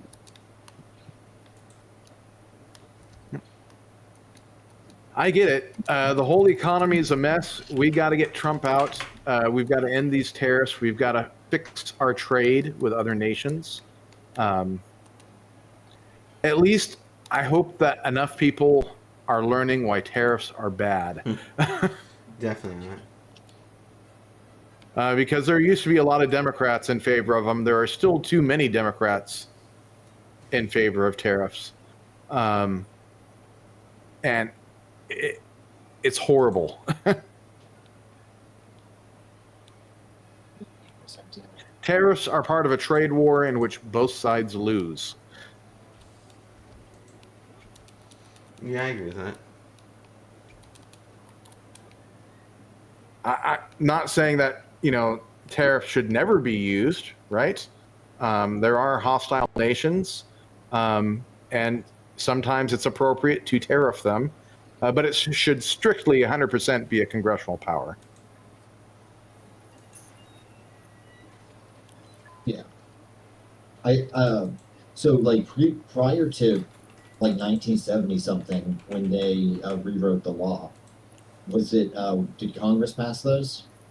Yes. Yes. And it was part of a backlash leading. So, a big major part of what contributed to the Great Depression was Republicans passed a package of tariffs, the Smoot-Hawley Act, that put on heavy tariffs and wrecked the American economy, leading to the Great Depression, right? And it was so bad, and Republicans appropriately got the blame for it, that they were not a major power in Washington, D.C. for 20 years. And afterwards, because Congress had done that, Congress kind of pushed the power away. They gave it to the president. And we're seeing now what happens from that, right? The idea with putting it in Congress is that you have to get hundreds of people to agree to it instead of just one old guy with dementia. Yeah. Now, I'm not diagnosing them, but I will. it may fit. This guy is he's struggling. He's falling asleep. It's not looking good, man. Whew. You see the his medical report that got released saying he had the bruises on his hands because he's shaking too many hands Yeah. on both hands. He's doing the old crossover. No, that was iconic. Iconic Trump. How much higher can gas prices actually go? Oh, dude, I feel like if it gets another $1 or $2 up, I don't even know. I don't even know if Trump can be punished. Do people? You don't want really, the answer to that. I mean, is Trump really going to pay for this, man? Like, his fans just seem to believe no matter what. They're just madly in love with him. There's not too many years left. It's crazy because, I do check on some of what MAGA's saying, particularly in response to, like, what Project Liberal posts Yeah. on Twitter and Facebook, and they're like, okay, but my state's better than California. Like, okay, Right. but we're all objectively worse off. No. Yeah. It's But MAGA's just happy, sticking it to liberals, it seems. got it on the lips. They're fine with any amount of suffering so long as liberals are suffering. But, most Americans aren't willing to go that far. I think even a lot of people are going to drop the MAGA camp as the suffering gets personal. And we're seeing a lot of kind of MAGA constituencies, like the minorities, are leaving as MAGA turns on them. Yeah. Curse your inevitable and predictable betrayal. Did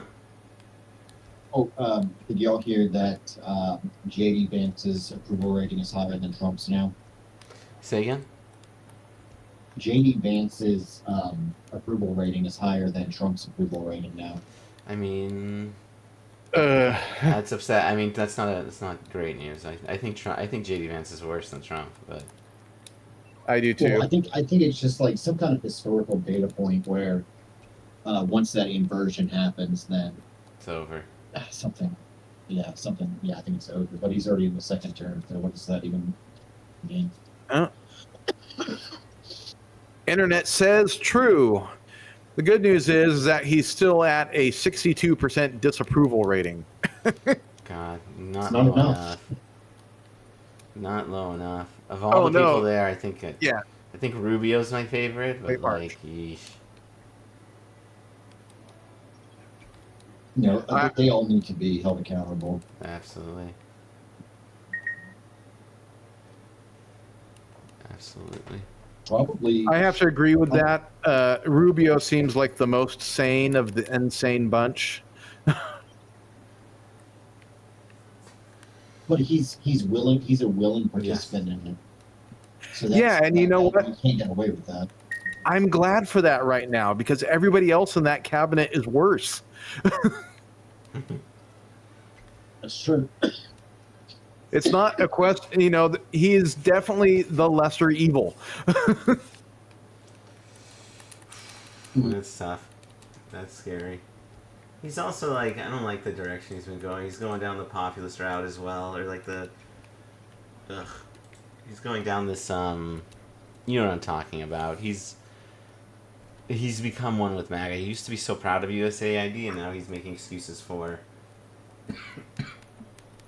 not, He's a he's making sycophant. excuses for He's it. turned into Yeah. a Trump tit sucker. Teat. Here's my favorite thing about Rubio is that he is blocked from removing the U.S. from NATO by a law that he wrote. Yes, that's true.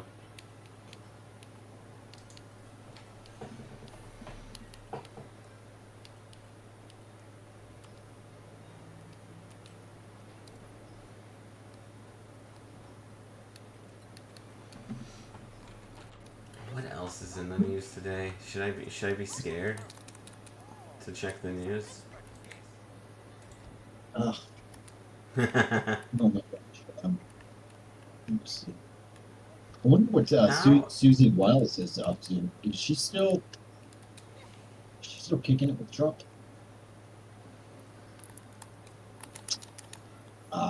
Kyiv hit by a large wave of Russian strikes.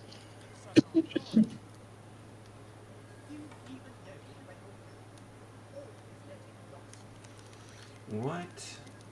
Sheesh.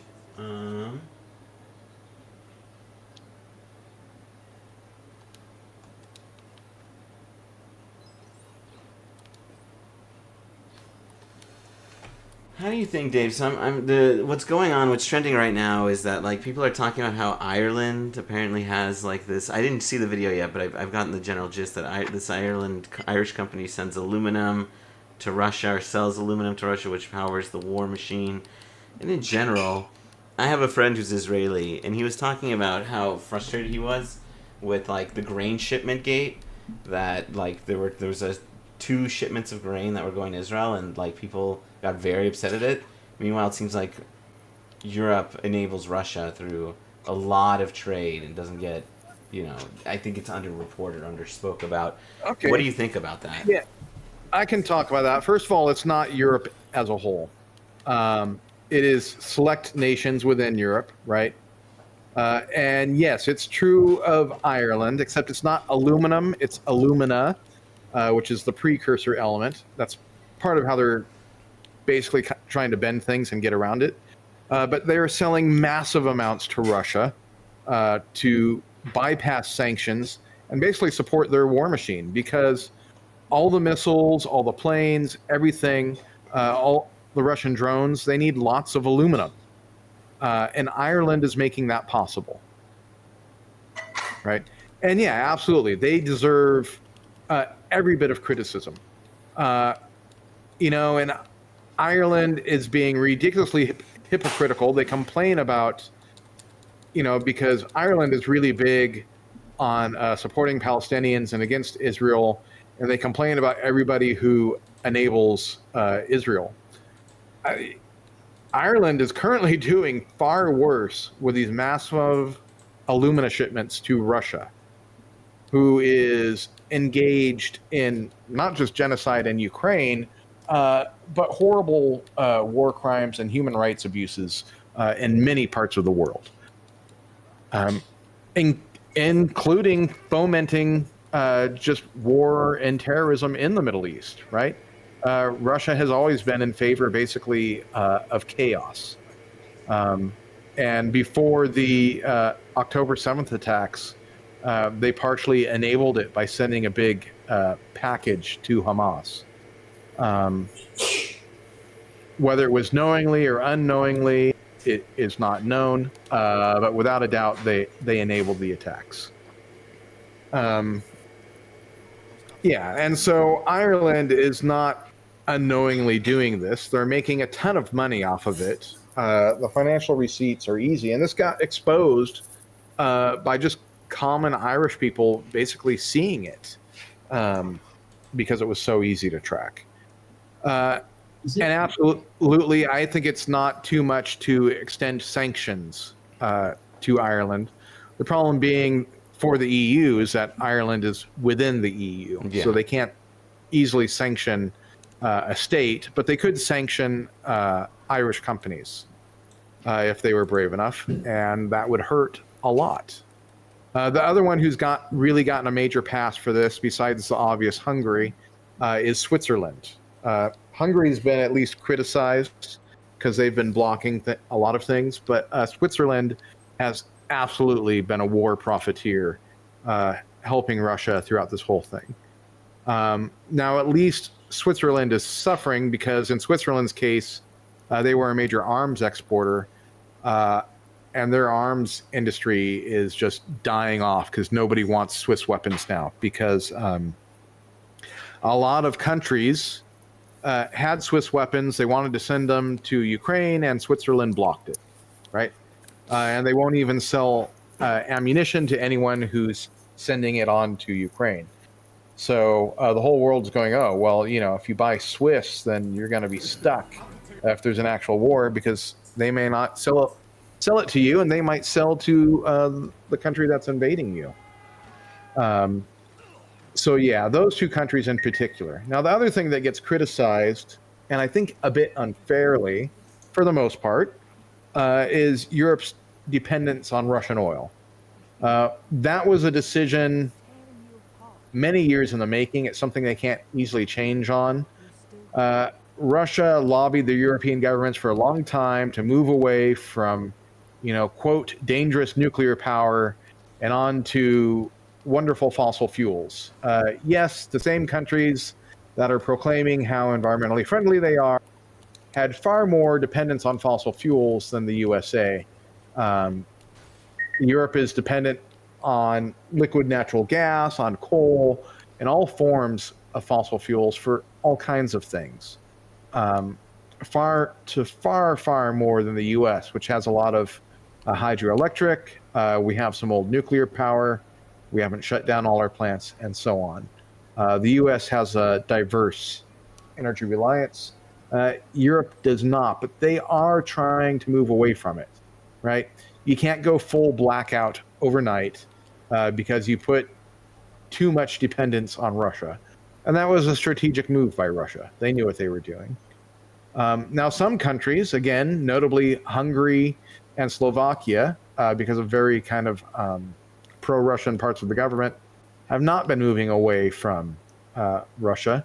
But they've been hurt by it because Russia had no qualms about hitting the pipelines in Ukraine. So they were taken offline. And I think eventually those countries are going to be forced by Russia's own actions to move away from depending on Russian fossil fuels. And for those who are environmentalists and hate the overdependence on fossil fuel, Russia's fuel economy is dying right now. Their equipment is not being maintained. There are oil wells that are going down, and they're going offline, and they will never come back online. Especially with this high oil price right now, they're going to set up drills in other countries. This has been needed because even with this war going on, we were not opening up new sources of crude. They were just waiting for Russia to come back online. That's done now. Russian oil wells, they're offline. It's going to take a major investment to bring them back. There are other places they can go to, and it's now financially worthwhile for them to do so. And one of the things about Russia, oil is not just oil no matter where you get it from. Some places are cleaner, some places are dirtier. Yes, it's all putting carbon in the air, but you can do so in a way that's cleaner or dirtier. In the West, in the Americas, we tend to have much cleaner oil drilling. We have better laws about the environment.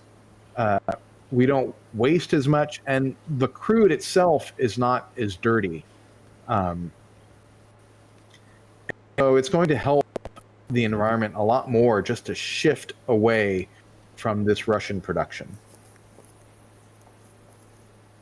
And in the long term, I also think that this is still going to drive people more and more to shift towards electric vehicles. Electric vehicles have their own environmental issues. As it becomes more common, we'll get into more of that, what the cost of lithium mining is. But regardless, we're going to move away from this pure fossil fuel dependence. And it's going to be generations before people forget this, what's happening right now.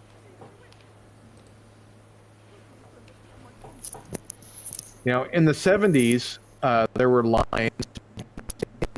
People didn't really move away from it much because there was no alternative at the time. And that's different now. You know, my family has one gasoline vehicle and one electric, and electric is looking much better now. Oh, yeah. We're using it more and more for everything. I want my next car is going to be electric for sure, especially after all this lunacy in the Middle East. And we would have more electric vehicles right now if it wasn't for the tariffs. If you're Japanese or Korean auto manufacturer, you don't know what the tariff is going to be, so you're not sending so many vehicles to the U.S. You're not going to play the tariff roulette. When there's not going to be tariffs, You're cutting out a little bit. Is he cutting out for anyone else? I can hear him. I didn't hear him. I get the Too bad. occasional, like, maybe it's because something else is open. Sorry, Dave. Sorry, continue. Yeah. So when we take the tariff power away from the president, those companies are going to be far more comfortable that they can predict what their selling price is going to be, what the value is, how many electric vehicles they want to put on the market. But that answer is going to be a lot more. So that is the best thing. Better than subsidies is to just take the tariff power away from the president. And and then you're going to see so many more electric vehicles for sale in the U.S. Like all those companies that are scrambling to build factories because of the existing tariffs. So Most of those factories are being built outside the U.S. Yes, there have been some. I wouldn't say they're really scrambling. They're trying to hurry up the ones they were already building. But nobody's looking to build more. If you build a factory in the U.S., you're getting hit with tariffs on those vehicles going into every other country, like Canada, whatever. You build a factory in Canada, you can sell to the world other than the U.S. at a known price, right? So, markets being global, for the most part, you're looking to build new factories outside the USA. You want to finish the ones you already started in the U.S. to get that domestic advantage, but the new factories are going elsewhere.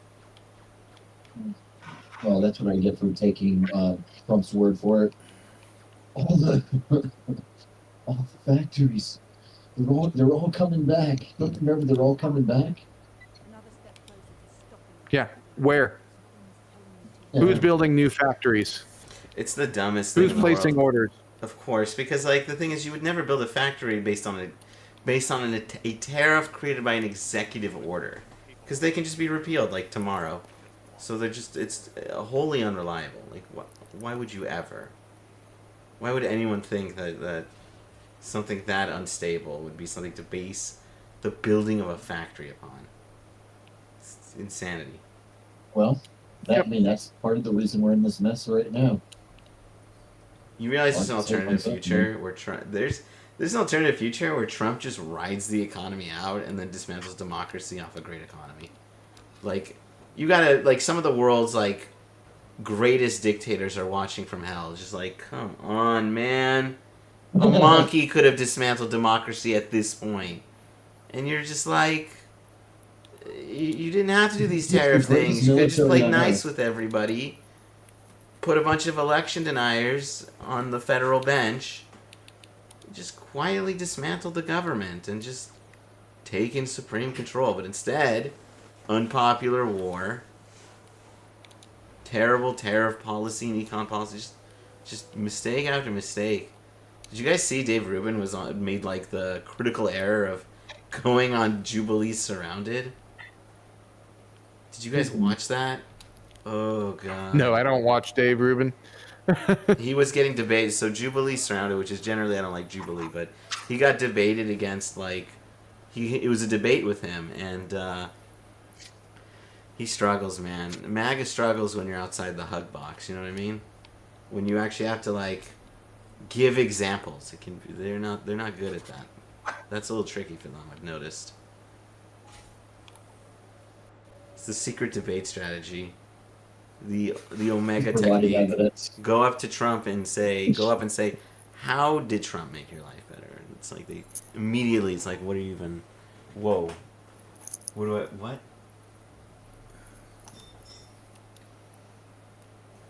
You know what's getting overlooked right now? Oh, sorry, go ahead. Sorry, I was just going to say about the Tyler Jubilee debates is that I might be wrong with this, but what I've heard, or at least some of the debates I've seen in the past, is I feel like the way how they do them is usually not always. There's definitely probably some debates where they seriously did go find some people who were pretty knowledgeable on topics, but what I've seen in the past, at least, and some things I may have heard in the past, is that they sometimes go around trying to find people who are not that knowledgeable on topics, to be the people who are going to try to debate the person, like, these surrounded topics. So, like, it's kind of like clip farming type deal, where it's like, oh, you don't even know that X happened, it's not obvious. And I'm not saying all debates are like this. There's probably couple debates where they actually did find some people who are pretty well knowledgeable on these topics, but honestly, I wouldn't be so much surprised that they, a lot of them are like this, because they're obviously clip farming and obviously trying to find these sort of things or, drive up viewership. And that's not to say that people who go on these debates are dumb, like per se, like the people who are, like the one person who's getting debated, that person is dumb. But I just think that I would sometimes would like not really try to be like, but I think it is sometimes like, you know, kind of could be said that if someone has a whole debate on like eSort shows, it might, you know, be something that they're even worse on like actual debates, like with people who are competent and all that. The people in the middle? The people in the middle are generally smart. Ruben, I don't know. I wouldn't have made this decision. Yeah, I'm not saying The Ruben's guys smart. like Mehdi I'm just saying Hassan that- had some major idiots on his thing. I don't know what the hell, Yeah, where I they think- found these imbeciles, but Yeah, I think that's like some of the evidence some people have claimed is that, yeah, that Mehdi Hassan debate, like they, you know, they found people who are like, you know, it was just kind of like not even basic competency on topics. yeah, I agree.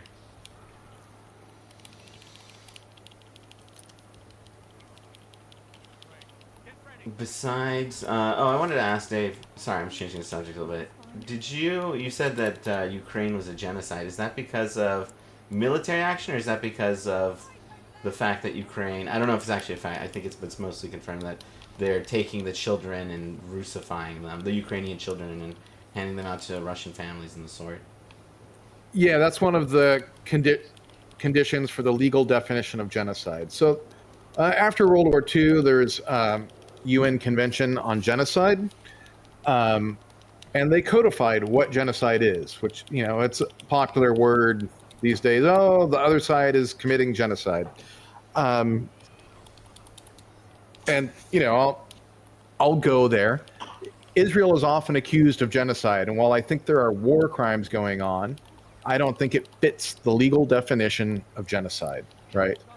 I think that, Maybe it does. I think it's close enough that an investigation, maybe it's there, but there's nothing obvious that says it qualifies as a genocide. Russia, there's 5 key things for genocide. You don't have to do all 5. You're committing the crime if you do any one of them.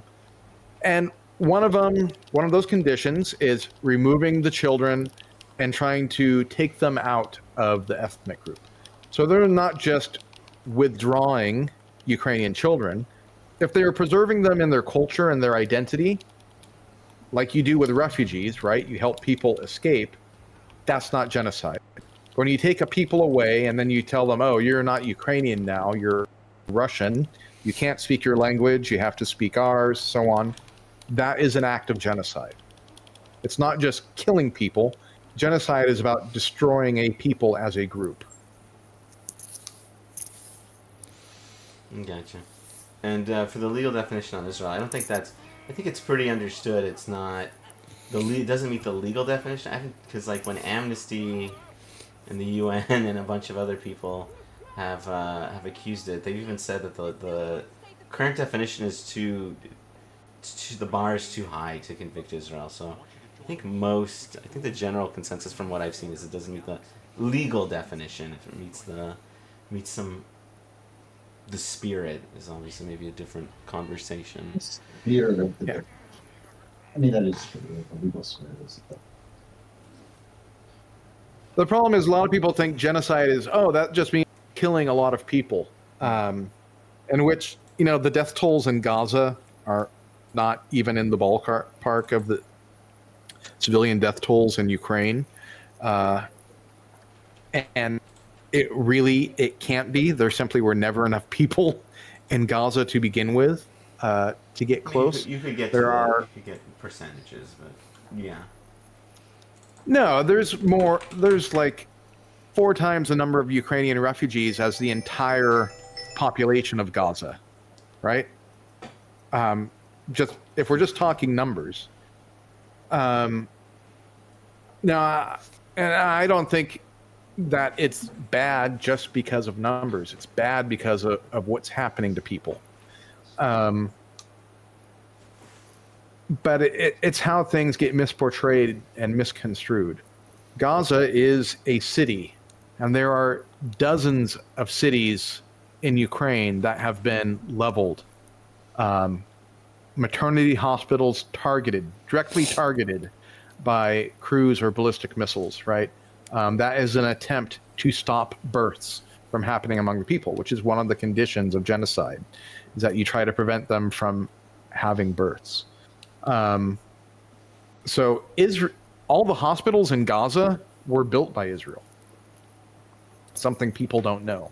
Hamas has never invested in a hospital. They take UN aid, they seize it, and they redistribute it.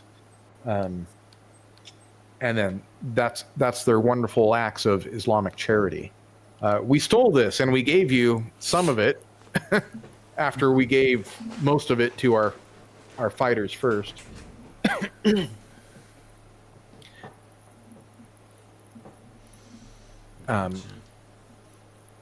Yeah, I do not have a favorable opinion of Hamas.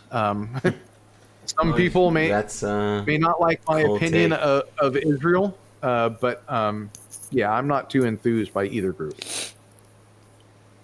Though I will say this, Israel is a democracy. It is not a terrorist group, no matter how bad the person in charge right now may be.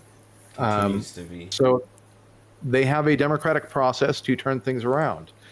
And I'm hoping that that is what we will see by the end of this year. And I'm cautiously optimistic that that is what is going to happen.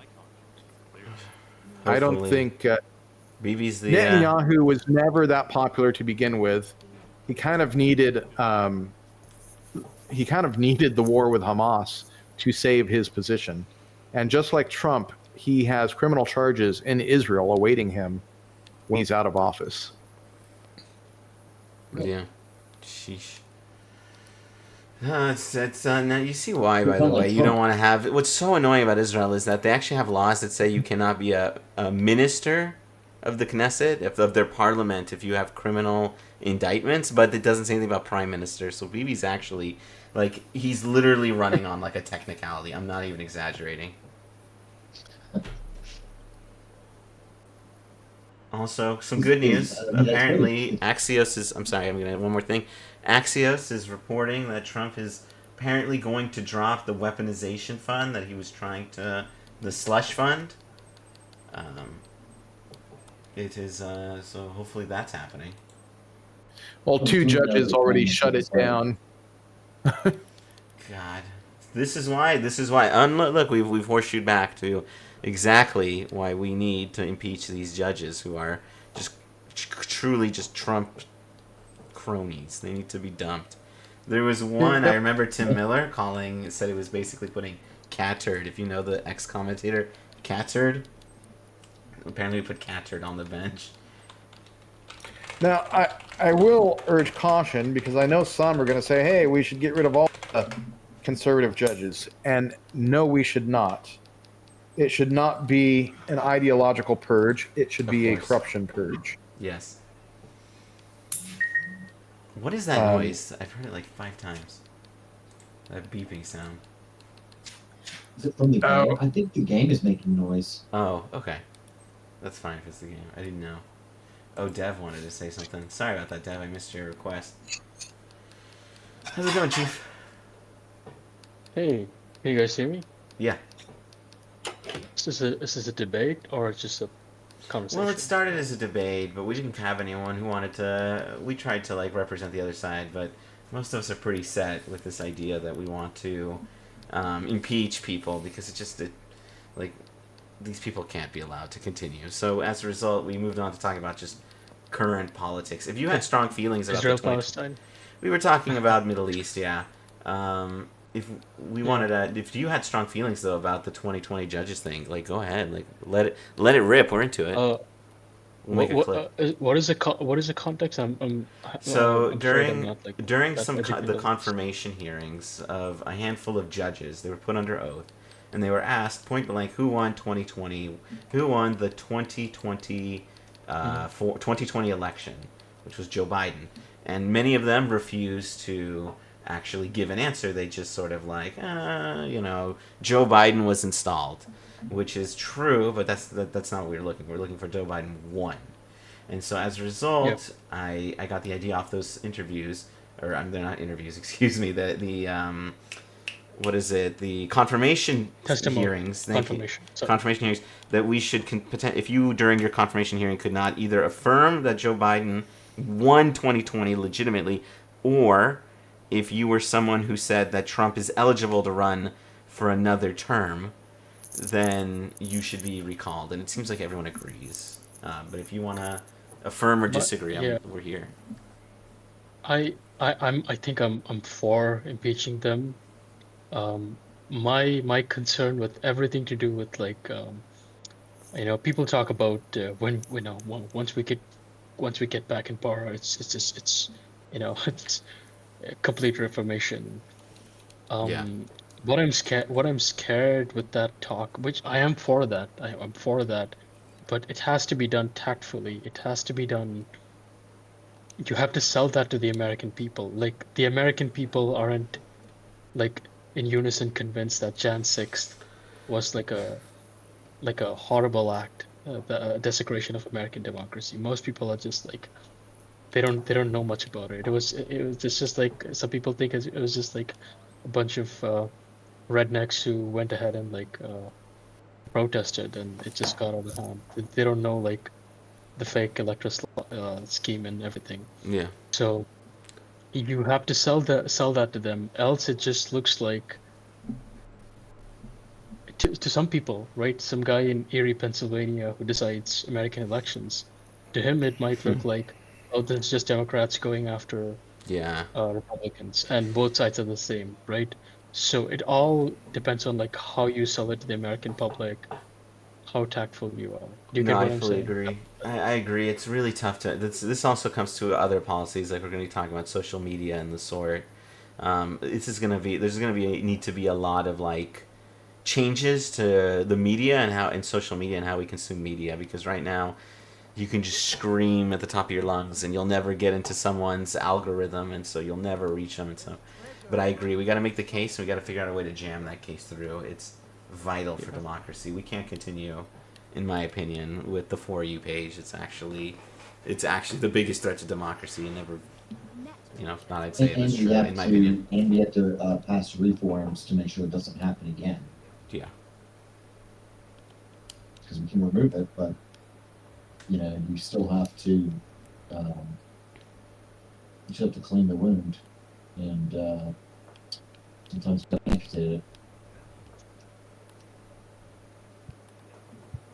I guess, if I could, you want like to put the this conversation to another direction. What's y'all's opinion on the government like funded pre-K? Because I saw that was like one of the things that was like supposed to be discussed here. Universal pre-K. That's not it. That's another week. I'm in favor. I don't know if someone wants to talk. If we want to move on to that topic, but I think that's just like I think universal pre-K is really good. Some person wanted to be Sarenko. I think they wanted to be. Yes, that'd be me. Okay.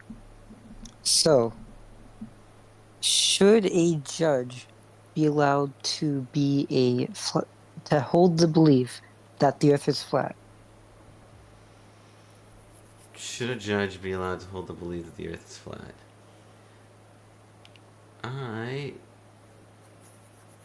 That's a good question. Yes. You think so? Okay. I like to ask if it would, how would that be judged in the sense of how would that affect the court proceedings? Like, would they say something like on the topic of, hey, this company's been doing a bunch of crimes around the globe? They say, actually, it's a flat Earth, not a globe. You're wrong. Like, is it like the decision will be just like there's decisions on the like bench, and like how they judge will be dependent on that, or is it just like a weird quirk of them where they're not going to change their legal judgment on that opinion, but it'll just be something goofy like, oh, this person is publicly a flat earther? I guess.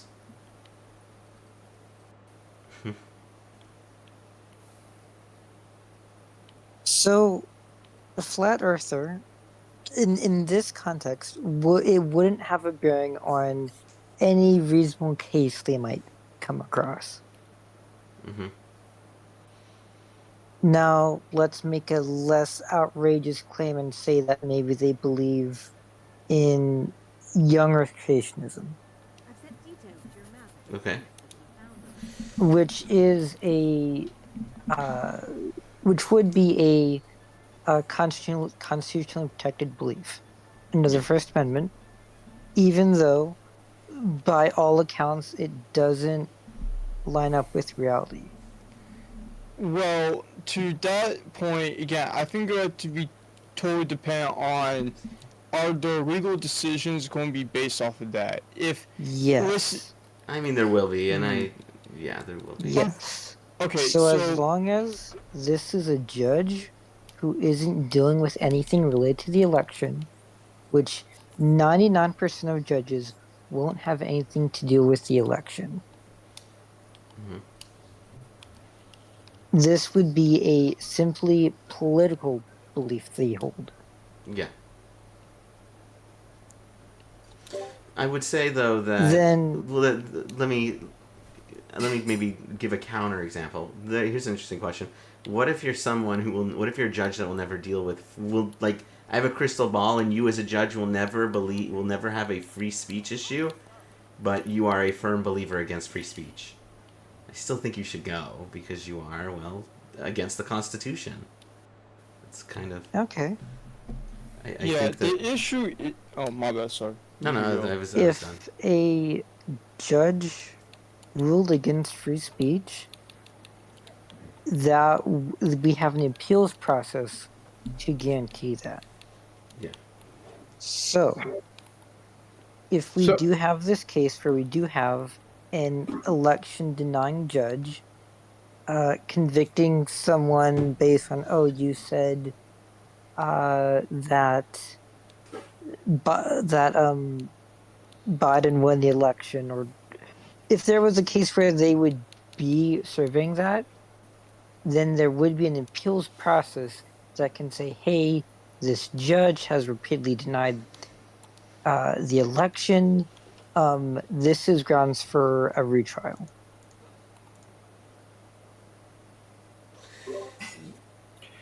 If I can make a quick dividing line here. Go for it. I think someone who said, I don't think Congress should have certified the election, that's okay. They're expressing that as a personal view. However, the whole process went through and the government officially declared that Biden was the winner. That was a legal decision. And if a judge is running contrary to that, he is running contrary to the law and the facts. Again, if they think the earth is flat, that's a personal decision, but they're not supposed to decide cases based on their personal facts. They decide cases based on what is presented to them and what the official positions are, even when it runs contrary to their personal beliefs. So if they can't do that, that, in my opinion, is grounds for impeachment. They have to stick to the positions of the government, of the law and the Constitution, even when they don't like it, even when they personally disagree. That's the job.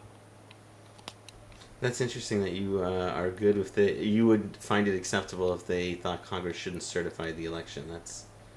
I know that's an interesting question. What's the distinction there? Like, I know it's a personal belief. At the same time, it strikes me as it sounds like it's almost as if someone's like, I don't.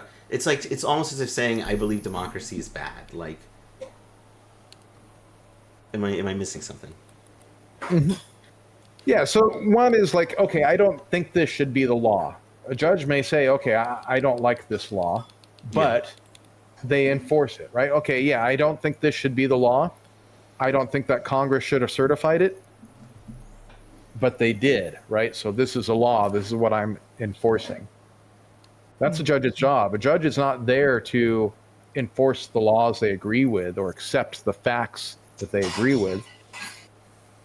They're there. They have to accept the facts that the jury decides on, and they have to enforce the law as written. So, and the fact that Congress certified the election, that is a government fact. Biden was the winner. There's no room for them to go against that. That is a violation of their oath of office. The one tricky thing I have about that, the thing is that I And, feel like. and with that, you guys can keep arguing, but I gotta go. Good evening, everyone. All right, I'm gonna Bye. I'm gonna Yeah. follow up with you on this on Thursday. It's not over. This is not over. See you, Chief. Hasta la vista, democracy. The reason I disagreed with that is because I almost feel like you're saying, I don't know if it's acceptable to have judges that like, again, flat Earth is like, it feels like you have a judge that's running against what is the Constitution, where like, you know, maybe it is, maybe no, Like maybe a he's sovereign right. citizen judge. Because like whether or not Biden won, like whether or not Biden won, I might have to like. I might have to like think about this again. Because whether or not, I might do a part 2 with Dave on this. Oh, Dave wants to. Consider something like Dominion theology, Yeah. where America, where they say like America's a Christian nation, Mm-hmm. and we should work towards upholding religious law. And there are plenty of. There's a law school, Regent Law School, Regent University Law School, that teaches this stuff. Should those people be judges? I guess so. My issue with the election thing is that, well, maybe it's a judge's job to disagree with other judges. I was gonna say the biggest issue with it is that what it does is it allows judges to, that they're basically, they look at the system, they look at the fact that they look at that, and they basically say like the system is busted and it's bullshit and it's broken. They're part of that brain rot, and I think that's so unhealthy for our system to have it. But I guess judges do disagree with other judges. Like it does Happens all the happen. time. That's Yeah. why the appeal system works. Yeah. And it a exists. judge who is frequently disagreed with, a judge who is shown to not have good judgment is more likely to have other judges overrule their decisions. Yeah. And here's the thing as well. I want to just quickly bring up is that the check and balance on that is also either existing term limits for some judges or the appointment process, and also or the election process for like referendum or however else it would be conducted. So, I mean, that's like there is a built-in turnover already in place for a lot of even if it's next term when I guess Newsom or whoever you want to choose can wipe out the appointments and reappoint it. So is there an imminent danger in the next 2.5 years or so that couldn't be rectified in the next administration? On the judges thing, no. In fact, it would only be rectified in the next administration. Yeah, but so I mean, there's already those other. I mean, we may not need to impeach then. We may not need to impeach remove. It'll just do. We can just do what Trump did and just wipe out the judges and appoint new judges, right? Yeah, that's ideal. So The I mean, ideal there's a one. whole nother process that could be activated if need be. Yeah. So, is there a specific? Oh, I'm sorry. Thought you were done. Oh, no, I was just going to say, except for the Supreme Court justices, they really need to be looked at, and I would make them reaffirm their oath to office, and I would litmus test them on the 2020 election.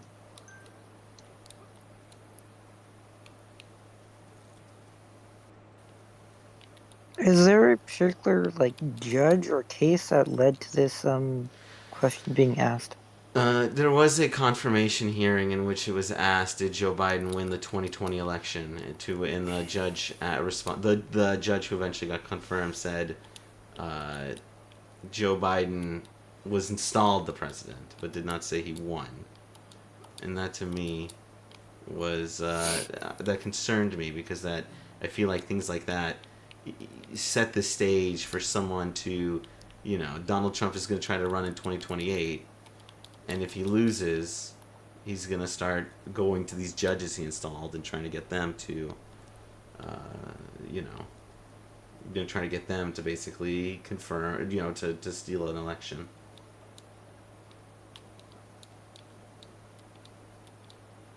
And I guess I would say that's where this all started.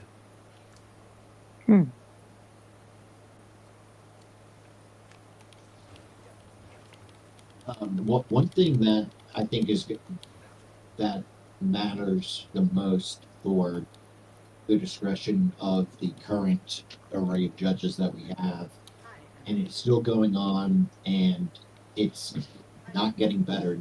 In fact, it's I'm going to quit teasing him. It's the ICE detention centers. Yeah. People are killing themselves It's every insane. day. That has been crazy. And the news has stopped covering it. There's still some protests that you see every now and again being covered, but these people are possibly being unjustly. No, they are. Okay. I was going to say like unjustly, unconstitutionally, if they weren't even under the pretext of being undocumented or whatever. But there's a whole bunch of people that are giving up and killing themselves every day, and the judges currently in office are really one of their only bits of hope. Yeah. So that's where it would matter a lot.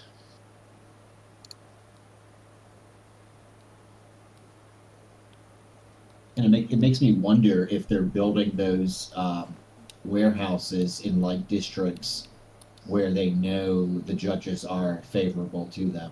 I can definitely see that being an Arthur Miller type fucking. Yeah. I think that's very likely, actually. Especially in Florida, DeSantis and stuff. Getting so angry. Yeah. I fully think that's the case. In any case, you guys can keep going. I'm gonna cut stream. But yeah, feel free to keep going, keep talking. I have to cut stream though, and I have to get going. But thank you guys for coming and joining. And like, I hope you guys join us for other conversations. Yeah, I like this, guys. It was pretty good. Yeah, had a good time. Thank you guys. Was.